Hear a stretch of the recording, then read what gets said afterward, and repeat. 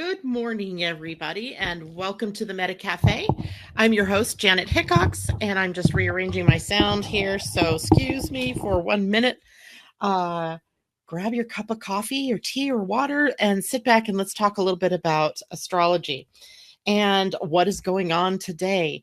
I didn't draw a card yet today, but I have a feeling that there's something that we need to draw, but we'll see if we get there. I have a lot to go over today, and some of it is dense and some of it is a little bit difficult to understand, but I think if I can break it down and help you to understand it, then maybe we can actually engage in the conversation about the highest expression or the siddhi that we've been discussing in Gate 41 Fantasy for the week. And that is the energy of emanation. And as I was sitting here this morning working through all of this, Richard Rudd talks about the gene keys in terms of contemplation. And here, for the very first time in my own experience of the gene keys, is this real need, this bottomless pit, this hole that I can't seem to fill with the understanding yet of this particular city.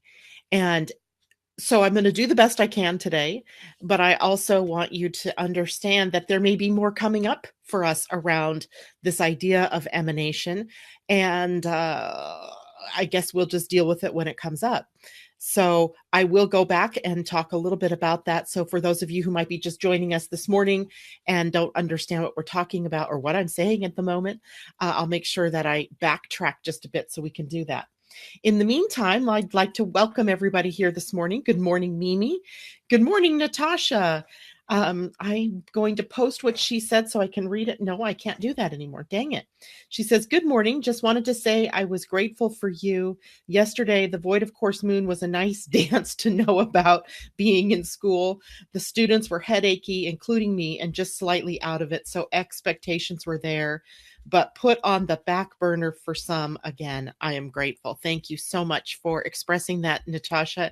And, it's that very thing that drives me to get on here every morning, even though I may wake up and go, oh, do I really need to put makeup on? Do I really need to brush my hair? But I do it anyway, right? Because I think there's some value in this for all of us as we learn more about ourselves and what's going on in the world. Let's see. Good morning, Londa. Shoot, I don't have a good connection. Oh, poop. I hate it when that happens, but maybe you'll get one. Good morning, Michelle Brooks. Good morning, Michelle Gay. Good morning to everybody out there. And those I can see and those I cannot. So I'm really glad that you've chosen to spend some time with me this morning. And allergies are starting to get to me. Let's just dive right in. So let's first talk about the next Void of Course Moon that's coming up.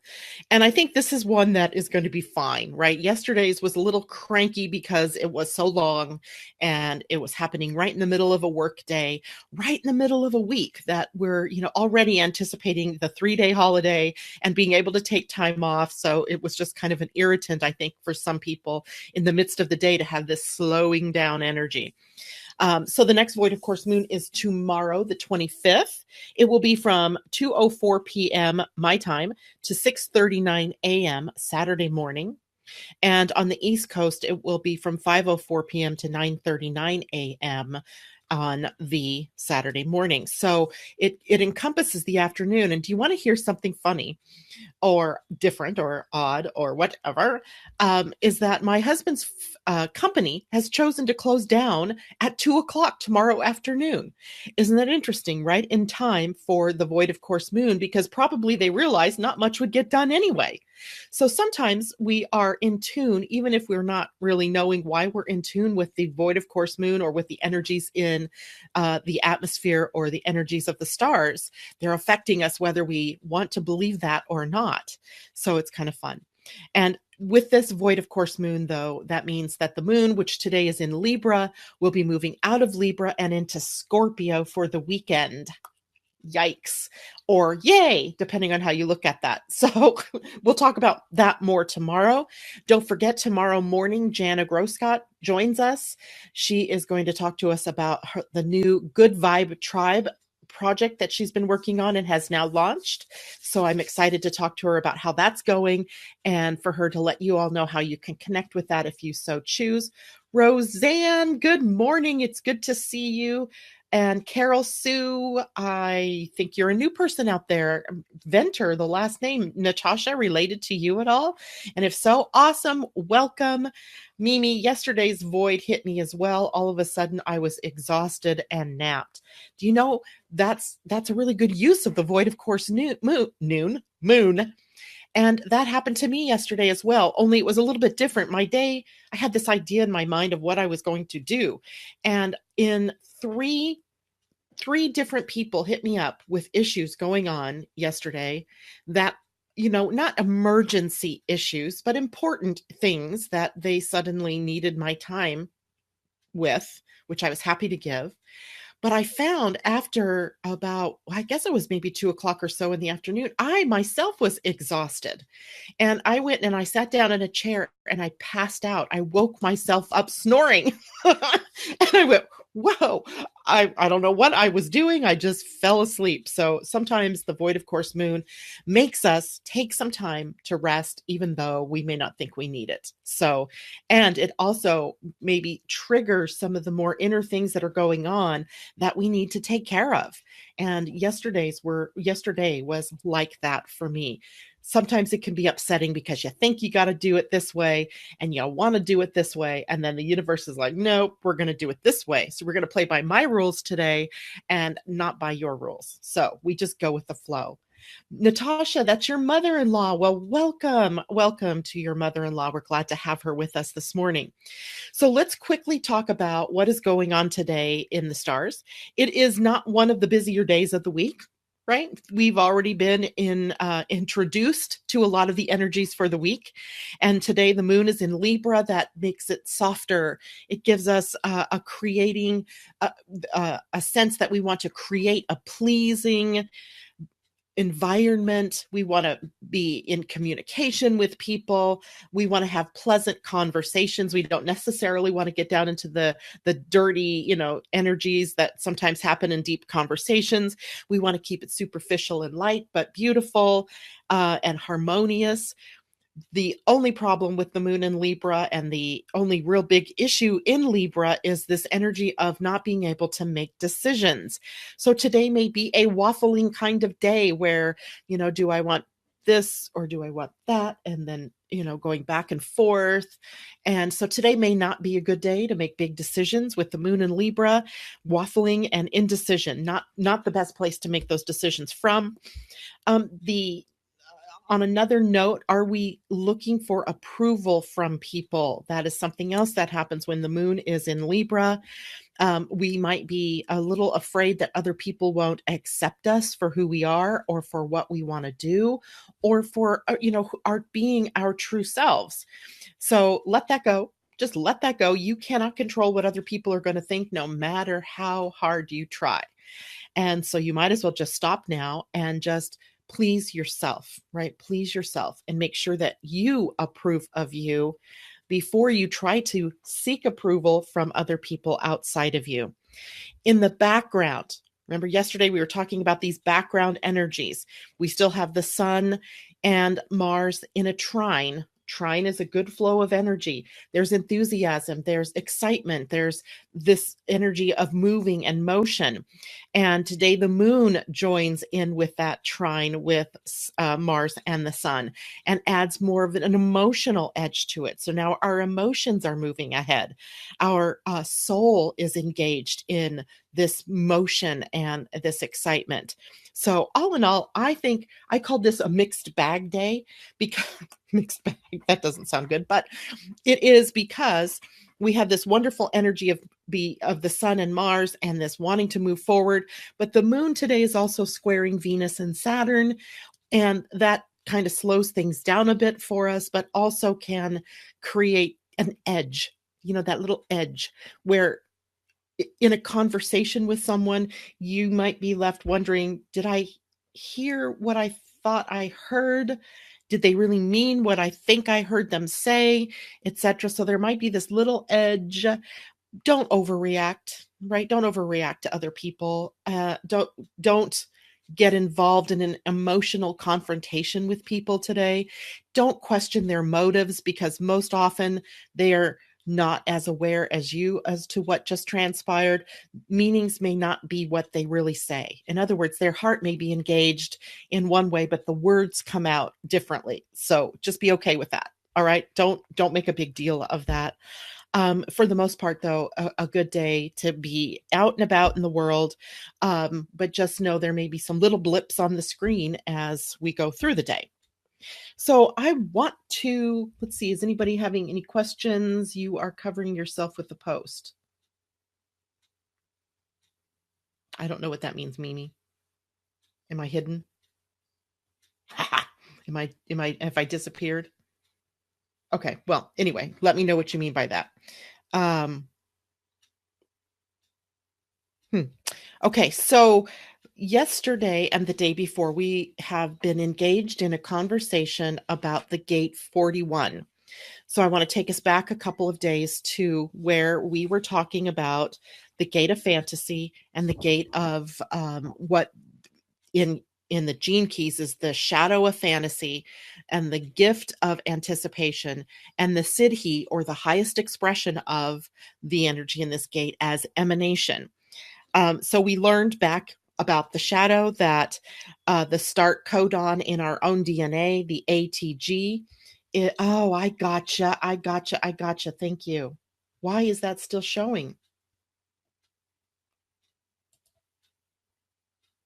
Thank you, Mimi. My little go-to girl here to make sure I'm on the message blocks you. Yes. Okay. That's okay. You didn't need to see my face. You just needed to hear my words. But now you can see my face and hear my words. So going backwards in time to, I think it was Tuesday, we began this discussion. We learned that the gate 41, which is the gate that begins the whole of the human design year, right down at the root center. Let me get my little cheat sheet here and show you where that gate is. Down here at the very bottom of the chart, right in the human design chart, it is gate 41 right over here. It is in the root center. We would, in our humanness, we might think that the beginning of everything should happen up here, right? Where all the energy enters into our crown, right? And then moves down through the body. But no, the energy that starts the human design years comes up from the root chakra, or from our connection to the earth. Interesting, right? So it's backwards to what we think. So this is the energy in the gate fantasy, that is where we have the key that holds the key that can hold or unlock the energy of our dreams, bringing us to everything we've ever wanted. But we dream of this better life, but we're unable to bring the dream into reality. And it's the pressure for us to evolve. That's in the shadow. Remember, it was about the hunger for a better future, but instead of taking action or moving forward, we stay locked in the fantasy or locked in the dream and don't take that action forward. Now, in the anticipation, the next level, the gift of this was the basic pressure to evolve, to seek new experiences, right? And as we were able to increase our frequency and increase our sensitivity to the morphogenetic fields, remember we talked about that, then we had the possibility of evolution. And remember, I gave the definition of the morphogenetic fields as the invisible energy grids that communicate specific information across time and space. And then, depending on each of us, how sensitive we are to that energy, we can, in effect, download information from that field. And when we do that, we can anticipate what the next best thing is. And I'm not speaking about fads, etc., but I'm talking about, we can be attuned to what the next evolutionary leap looks like, and in doing that, we can help it descend into form. And sometimes this happens to us when we have psychic experiences or dreams, or we may experience it as a ghost or some kind of apparition that comes to us and talks to us through the face of our guides or our angels, or however you want to describe it. But those type of experiences open us up to energies or information in the morphogenetic fields. Okay. Any questions about any of that? If we have any questions about that, just type them in here and I will work through that energy with you. So now we move to the gate 41 and emanation. And first of all, thank you to Suzanne Fulmer for yesterday finding the dictionary definition of emanation. And so I went this morning, I was going to copy and paste it and whatever I was going to do with it. And I realized that if I clicked on it, it opened up to one further definition. And I knew this was going to happen because I'm reading these things. Let me read them to you, right? Emanation, an abstract but perceptible thing that issues or originates from a source. And then there's a sentence. She saw the insults as emanations of his own tortured personality. Yeah, that sounds good. I like emanation. The next one. The action or process of issuing from a source. The use in a sentence, the risk of radon gas emanation. Yep, that's helpful. I want that. The next one, a tenuous substance or form of radiation given off by something. Used in a sentence, vaporous emanations surround the mill's foundation. And the next one, a radioactive gas formed by radioactive decay of a solid. Oh my God, there has to be more, because why would Richard Rudd use this word emanation to describe the highest level of this gate fantasy, right? I just couldn't believe it. So as I clicked on it, it opened up and there was one last little definition. And it was, in parentheses, in various mystical traditions, a being or force that is a manifestation of God. Hidden down in the bottom, just like it's some little, hidden part of a contract. Like, we don't really want you to see this part, but if you click on this, then you're going to have this little revelation. And it was that there was a being or force that is a manifestation of God, and that is an emanation. Love it. So I wanted to show you some information about emanation. And remember yesterday, before I could open up into this conversation, I needed to get you into a little bit of a scientific mode here. Now, I know we all love science, but sometimes it's about science speak. And that can be almost as bad as trying to, have a conversation in a foreign language. So I'm going to try to break this down, because we were talking about our DNA and how they are arranged in codon rings. The parts of our DNA are arranged in codon rings. And a codon ring is essentially amino acids or a stop codon that come together to form an energy. And I'm going to show you a picture. I posted this, by the way, also on the Facebook page this morning. And so you have access to it. All you have to do is click on it. I'm not sure that the picture came up, but this is a picture of what the codon rings look like. And these are numbered, right? These are numbered to match the I Ching hexagrams, or to match the gates in the human design. See if I bring that in just a little bit. And you can, this is the problem with paper. So you can see right over here, this is the gate 41, right? It's the gate 41. It's the start codon. And as it starts, it moves down and across and creates different rings. And what do you look at here? This kind of looks like the tree of life in the Kabbalah. And it moves through and creates other rings, right? And it's connected to quite a few rings here. And then there are other codon rings, right? That we've talked about them briefly in some respects, but we've never really gone into very much depth about the codon rings. So let me see if I can keep holding these up so you can get a glimpse of these. So if we think about codon rings as transgenetic chemical families operating across the entire gene pool, transgenetic, this literally means that hidden in our DNA is the structure that draws us together in families, in pairs, in societies, communities, tribes, and it can be brought down to one word, karma, right? Karma. And I never use the word karma as a negative thing, right? To me, karma is about the whole of who we are and the whole of our experiences, our gifts, our talents, everything that we can tap into. And in fact, we are often expressing unconsciously in the current life that we're in. Um, and isn't it interesting that the South Node, which is the receptacle for all of our experiences and all of our lifetimes in astrology, is sitting at this gate?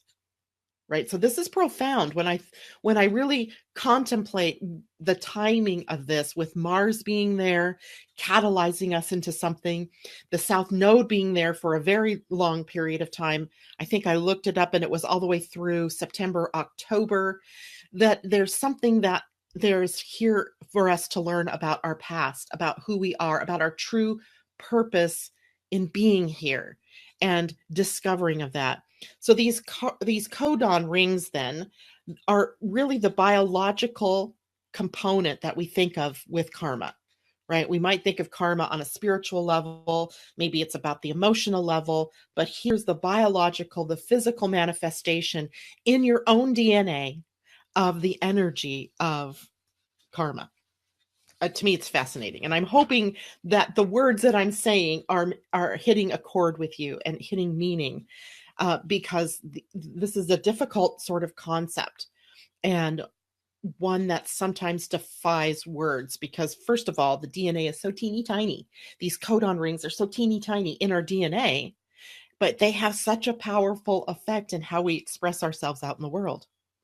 So the way that these codon rings interlock forms the unified field that underpins all of humanity.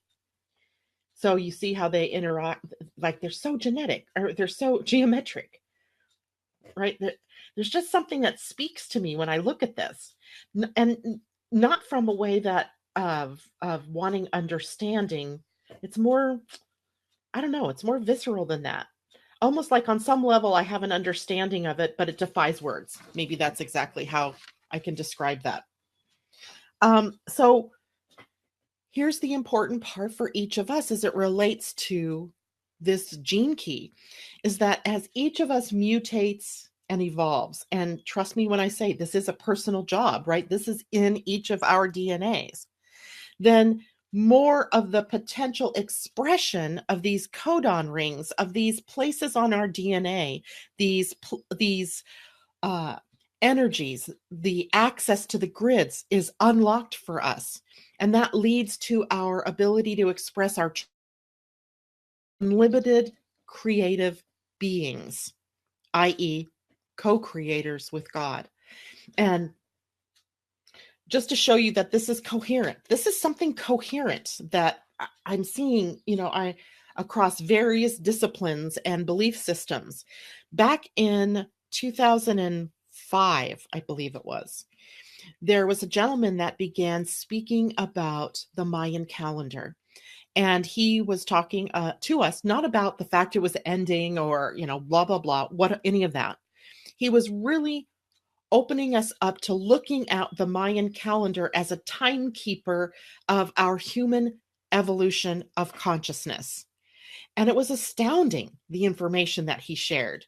And I actually took that information. I went on the road because I was like so excited. I needed to show people this, because in it was a time code. And in that time code, what was being revealed were the stages of our development, not just us as human beings, but of the earth, of the universe. It was huge. And I went, where did these people get this information? Right? This is what's possible when we open up and tap into the morphogenetic fields, right? This watershed of information that can flood us with truth, with answers that we're seeking. And that's when we learned about the Mayan calendar. The final expression of the calendar at the end of the time was that we became co-creators with God. The potential was there. All of the pieces of the puzzle had been put together for us to be able to express that. Unfortunately, as teenagers in this expression of this, we have used this energy incorrectly. We've misused it. We've done damage even with our ability to do this co-creation. But it's like, this is the way I kind of think of it, where you're a teenager, you suddenly become 18, and now you're a legal adult, and that freedom that comes with being an adult and being able to do what you want, when you want, with whomever you want, whenever you want, without parental people telling you, no, you can't do that, be home by 10, etc., etc. That kind of freedom all at once, and we go wild with it. Right? We do wild things. We do destructive things. We create havoc. And that's basically where we are in our evolution as humanity right now. There are some on the planet that are, being the parental units and saying, okay, wait a minute, we've got to honor our values, and we have to be able to create a world that's sustainable, etc. And thank God for those people, because as the person who taught this to us, and by the way, a lot of this came from Carl Kalaman. I'm not sure if you know who he is. I've interviewed him a couple of different times with books that he's written, and he's a fascinating individual, just brilliant. But he kind of described it as suddenly the puppet strings of our connection to this evolution being cut, and meaning that we now have everything within us developed to be able to deal with life, to deal with our evolution. We didn't need to have some invisible hand directing this evolution for us anymore. But as when the ties are cut for that 18-year-old, things go awry for a bit. And that's exactly what point we are at. We are only 6 years into the cutting, if you will, of those cords, and the ability for us to learn and to develop and to utilize this freedom of energy correctly. And that's a part of what's happening with this gene key. We have the power. We have the power to unlock, to influence, to catalyze, to heal the body by emanating more light through our DNA. If you read the beginning of the gene keys, Richard Rudd talks about the DNA's sole purpose is that of a transducer of light. And the more light that we bring through our DNA, the more that we are living our true authentic self, right? The more that we can access the energy of our authenticity. And also that is shown through our ability to move from the shadow to the gift to the siddhi in the expression of these gene keys or of these human design gates. Those are interchangeable words, by the way. Sometimes I say gate, sometimes I'm saying gene key, same thing, just different authors using those terms differently. Okay. So that brings us then to this final expression of the gene key or gate 41: fantasy in the lowest expression, anticipation in the gift, and the siddhi being emanation. And here's a question: what does it look like to arrive at the source of all being and to touch the face of God? Because that is what emanation brings us to. It's both terrifying and exciting, right? It's a terrifying thought because in it is the breaking up of everything. It's almost like emanation moving us toward a black hole, which we all know is very destructive power, tearing us apart and then building us back up. And in that is a symbol that I want to leave you with today, and that is the symbol of the Ouroboros, the snake that is eating its tail, and is commonly thought of as the way of the universe, right? From birth, death to destruction, to rebirth, death, and destruction. And we keep going round and round through all of this different energy of building, of creating, and then destroying and recreating. So it's that birth, death, rebirth, i.e., the phoenix. My Scorpio friends out there should be very familiar with that concept, where once we elevate ourselves to the phoenix level, we go through this process of immolation, of breaking up and reforming into a new being. And literally, that is the truth here in this. Not that I think we're leading to ourselves to destruction. That is not it. But shattering of ourselves through light into our truth and into unity and into beingness. And as you read, and this is why I want to continue with this emanation thing, because a part of the experience is that emanation, enlightenment, leading us to enlightenment, happens when we least expect it. It doesn't happen because of something we're doing.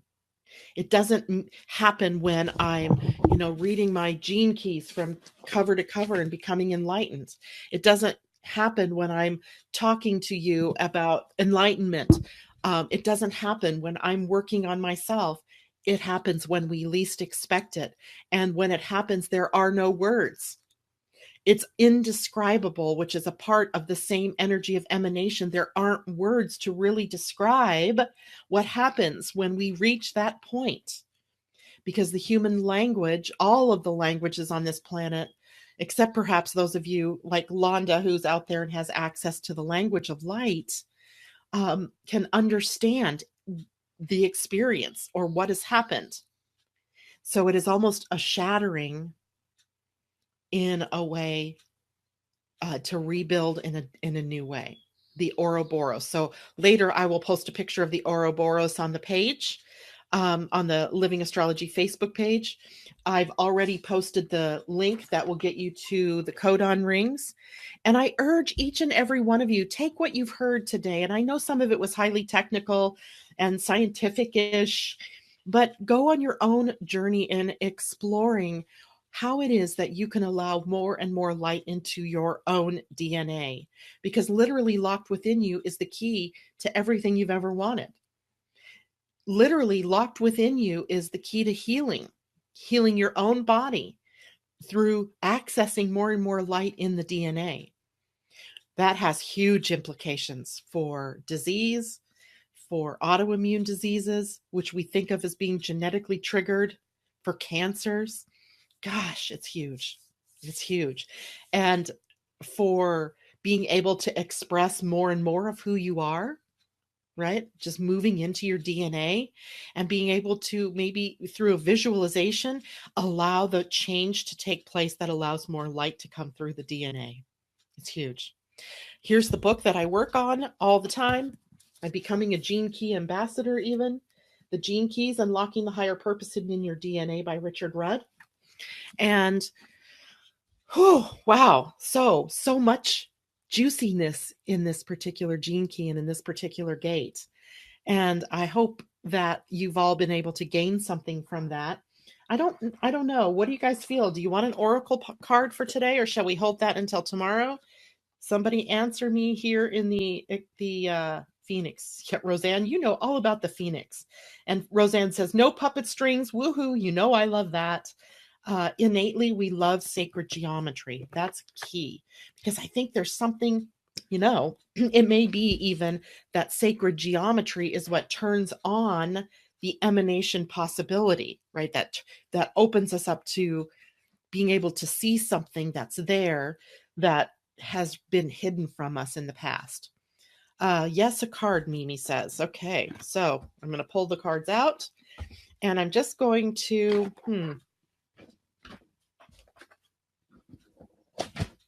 I think I'm just going to ask that something be revealed to us of use. Like, where can we start? The card is flexible. Don't you wish you could do that? Balance on an egg with your feet over your head on your hands. I'm sure there are some of you out there that could do this. Card number 19. All right, let's look at what that means. I think we've had this card before, or maybe I did this in a reading with my daughter. I don't remember. Card 19, flexible. And by the way, it was right side up, which means we're going to read the most of the meanings, except for the protection message. And again, this is the Wisdom of the Oracle by Colette Baron Reed, right? Lovely, lovely deck. Anyway, so flexible. The essential meanings: teachability, open-mindedness, being adaptable without compromising what's most important, And the oracle's message: a tree's roots are solidly planted in the ground, yet its branches can bend in a hurricane, whereas a rigid structure like a building would come crashing down. Consider how the tree remains supple and secure when everything around it may be in shambles. This is how you need to be now. Willing to learn new things, teachable, malleable, yet firmly grounded in who you are. Common sense is important, but so is an open mind. Stay curious, stay open, stay aware. At this time, others will be more flexible with you too. Now, I find this fascinating because if you remember yesterday, was it yesterday or the day before, we had the card building blocks, and it was all about building a solid foundation. But yet here we're saying that a solid foundation also has to be flexible, right? Has to be malleable. So the relationship message in this card is: in every relationship, it's important to be open to new experiences and learning new things. Letting go of rigidity is what's required right now. You don't always have to be right all the time, do you? It's okay to come to a happy compromise. You can still get your needs met. It's a beautiful day when you meet halfway. The appearance of this card in a reading could also signal that you have met someone new who may not be your type, but who will turn out to be so special that you can easily release your old ideas about what sort of partner is right for you. Be flexible. You'll be happy you made that choice. Aha, I like that one. Are you listening, Michelle?